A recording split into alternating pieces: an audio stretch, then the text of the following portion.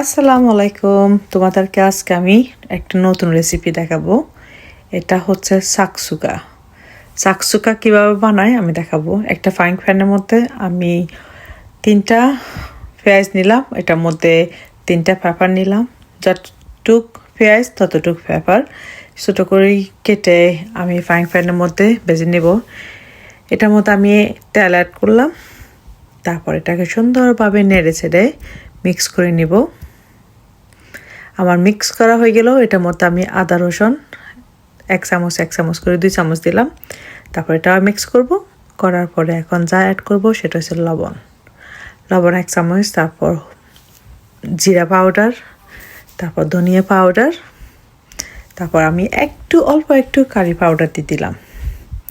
এটাকে সুন্দরভাবে মিক্স করে নিব। মিক্স করা হয়ে গেলে এটার মধ্যে আমি টমেটো অ্যাড করব। আমি টমেটো টিন অ্যাড করছি, এটার মধ্যে ফ্রেশ টমেটো অ্যাড করা যাবে আর এখন অ্যাড করব পাপরিকা। এখানে আমি পাপরিকা অ্যাড করছি। তারপর এখন যা অ্যাড করব সেটা হচ্ছে গরম পানি। এখানে আমি পানি তেমন বেশি ইউজ করি নাই, মাখা মাখা করার জন্য অল্প একটু পানি দিই রান্না করছি কিছুক্ষণ। তারপর এখন আবার নেড়ে ছেড়ে এটার মধ্যে আমি এখন ডিমগুলো দিয়ে দিব।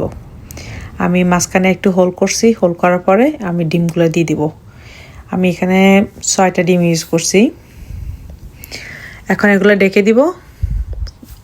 একদম আগুনটা একদম অনেক অল্প থাকতে হবে, স্লো হিটের মধ্যে রান্না করতে হবে। এটার মধ্যে আমি মশলা চিজ দিয়ে দিব, এটার মধ্যে ডেকে দিব। অল্প আগুনের মধ্যে রান্না হবে কিছুক্ষণ। তারপরে দেখো অনেক সুন্দরভাবে হয়ে গেছে আমার এগুলা। এটার মধ্যে আমি কিছু